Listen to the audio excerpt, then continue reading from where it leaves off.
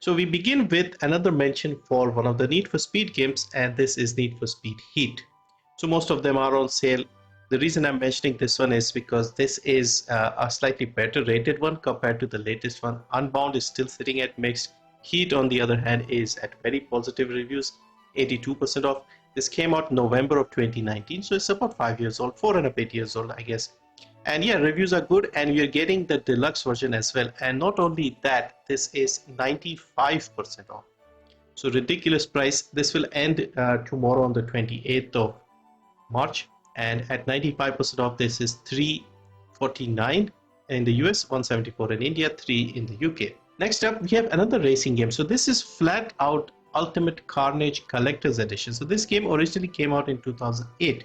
However, early in March, well, maybe mid-March, let's say, they have updated this game after more than 15 years. So as a result, this game is playable now with modern Windows. They've updated a few things. It works very well.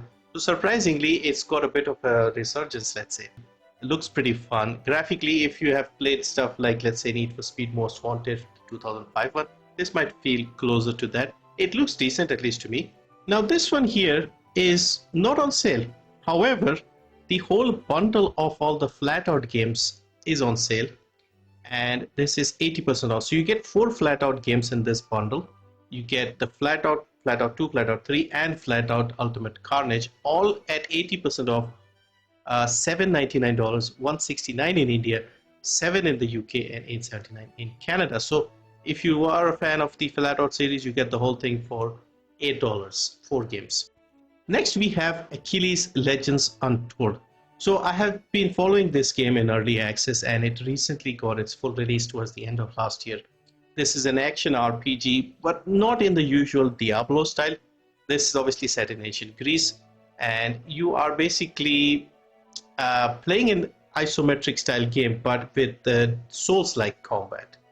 And it also has a co-op mode. It looks pretty good, and the reviews are quite good as well on Steam at 75% positive rating. Game looks like it's got a lot of content, and they're also adding more updates to the game. So this one here is 40% off at $15, $660 in India, 12 in the UK. Next is Days Gone. So an open world survival zombie style game. It's quite popular. Basically, when it came out, it didn't do so well, but a few years later, people seem to appreciate it more. Like everybody I've talked to has said this is a great game. I've been wanting to get this game, but haven't been playing a lot of games, so I tend to see it on sale, think about it, and then not buy it. But it's frequently on sale, and it is at a 91% positive rating here on Steam. So this is 75% off, $1249. This is the usual price, always goes down to 75% off, which is $1249. $824 in India, 10 in the UK, 16 in Canada. Next is Islands of Insight. So this is a newer game. This is a sort of open world puzzle type game. And here they say this game has more than 10,000 puzzles to play and solve at your own leisure. So it's not one of those games that you try and finish quickly. You jump in, you play, you finish some puzzles, come back, play some more. So yeah, it's a very interesting concept here. At least seems to be a bit insane with so many puzzles. It is on a small sale already, 40% off, $17.99, $7.80 in India, 15 in the UK, and 24 in Canada. They also have a demo available on Steam, so you could have a look and see if it's something you want to try. Now next up is a game called Industria. Now this is a game I really liked, and the reason I'm mentioning this one here is a sequel has been announced for this one. So a few years ago, back in 21, this game came out. I got a key from the devs, and I did a full live stream of this game. In fact, I liked it so much, I finished it in one stream. I think it was like 4 hours or something, not a very long game. This game is set on the day the Berlin Wall falls, and is set in East Berlin. And you play as a girl, forgot her name, Nora or something, and she's following her partner, and he has seemed to have gone somewhere. Like basically this game involves a bit of parallel dimension travel and stuff like that. So she travels, she's just behind him and trying to figure out what's happened, but time is different in the other world. So there's a bit of that. It's a first-person shooter style game. You could say feels a bit like something like Half-Life, for example, or Bioshock and things like that.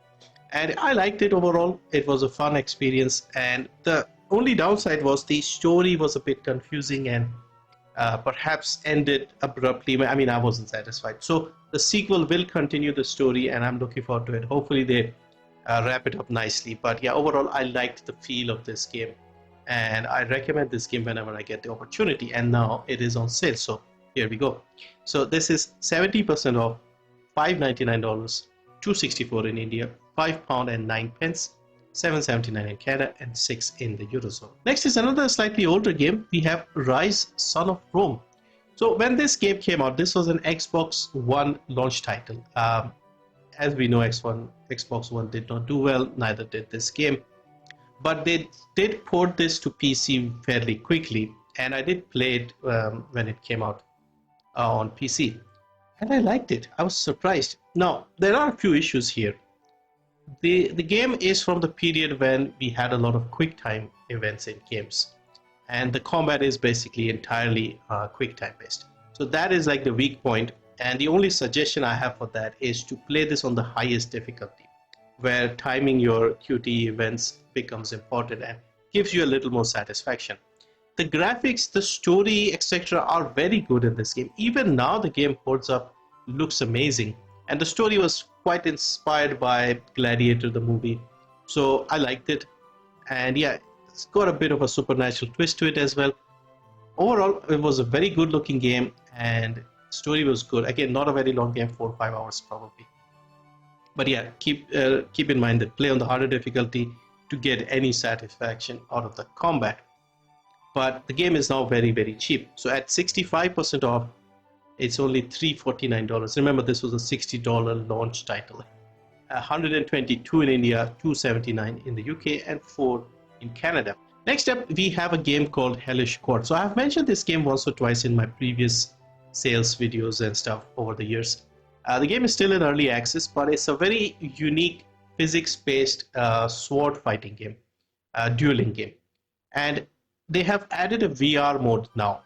So the game looks fantastic. In fact, I'm thinking about maybe getting it myself since I wanted to play this. I've seen good reviews. Reviews are very positive, almost 90% here. So yeah, I think it's single player, and they might have added multiplayer, split screen PvP. But you can play single player. So you have different styles of fighters, historical fighters, and you have to fight them brutal combat. You can like chop off people's heads and stuff. So yeah, game has been in early access for 2-3 years. Hopefully it gets finished soon, but seems there is plenty of content already. Now this game is 25% off. This seems to be the usual sale price, around this 25-30. Right now it is $12.74 in the US, $5.77 in India, $10.71 in the UK, $16.49 in Canada. Next is another indie game that I like quite a lot. This is Far Lone Sails. So this is a bit of a minimalistic, you could say, vehicle management style game. So you have this little boy here and this very unusual looking vehicle. So you are driving through a dried up ocean floor, riverbed, whatever. And basically there are some environmental puzzles. So your machine needs constant fuel. You have to stop and pick that up. There are different weather conditions. If it's windy, you can use the sails on your ship to move around, otherwise you need fuel, and there are some blockages along the way that you have to navigate. It should take you around 2 to 3 hours to finish this game. They have a mode where you can finish this in 1.5, like an achievement, so you could try that. I have played this one, and they also had a sequel a few years later.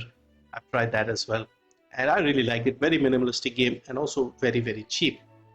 This is 85% off, only $224 in India, 68 rupees only, 170 in the UK, 262 in Canada. Next we have Warhammer 40,000 Shootas, Blood and Teef. So this is a side scroller made by the people who made the Guns, Gore and Cannoli games. So it's got that very nice cartoony, colorful art style.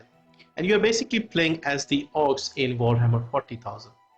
And yeah, you have to go and invade some planet or something.